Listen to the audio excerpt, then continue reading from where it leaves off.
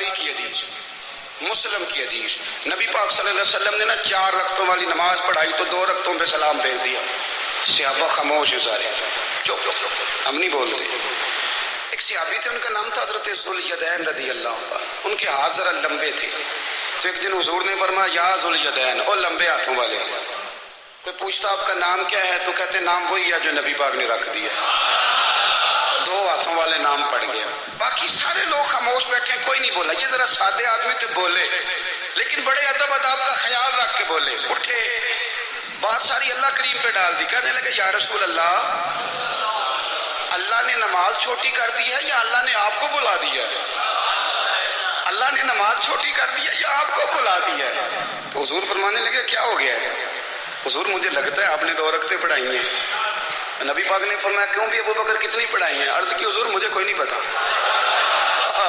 مجھے نہیں پتا، میں تو پڑھنے آیا ہوں. کو رکھتے کتنی تھوڑی ہے، جتنی پڑھاؤ گے چپ کر کے پڑھ لیں گے. اب کسی بابے کی بات کر لوں بغیر حدیث کے کری جائے تو لوگ پریشان ہوتے ہیں نا. حدیث پڑھ لی، اب کسی بابا جی کی بات کر لیں.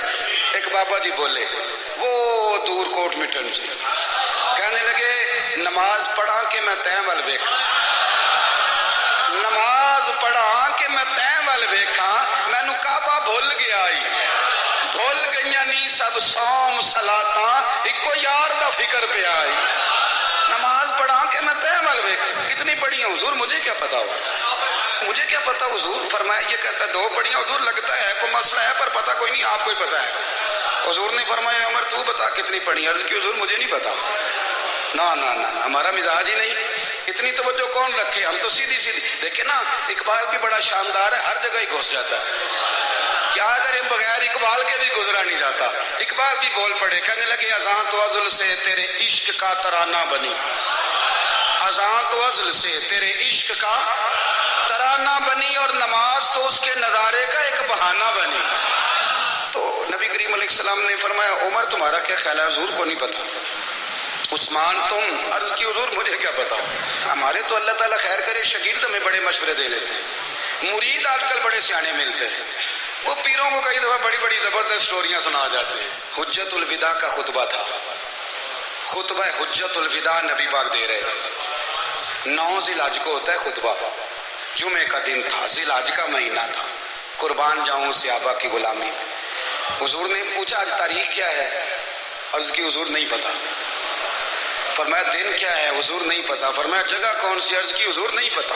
نماز پڑھا کہ میں تیں ول ویکھاں. امام زرقانی کہتے ہیں کسی نے پوچھا حضرت انس بن مالک کو تمہیں نہیں پتا تھا؟ فرمایا پتا تھا. کہا بتایا کیوں نہیں؟ فرمایا ہمیں کیا ضرورت ہے بتانے کی، مہینہ ذی الحج کا تھا. اگر حضور کہہ دیتے محرم ہے تو ہم نے محرم ہی کر لینا تھا. ہمیں کیا مصیبت پڑی ہے دلیلیں بیان کرنے کی؟ جو محبوب کہہ دے، جو محبوب، ختم ہو گئی بات. اتنی کیا مصیبت بنی ہے دلیلیں؟ جیسے کہہ دیں جیسے کر دیں. وہ تو بڑے بیوقوف لوگ ہیں جو دلیلیں دیتے ہیں اور کہانیاں سناتے ہیں. ہمیں کیا ضرورت ہے؟ جیسے وہ کہہ دیں جس طرح وہ کر دے. رسول کریم صلی اللہ علیہ وسلم نے ایک صحابی سے پوچھا عرض کی حضور پکا نہیں پتا؟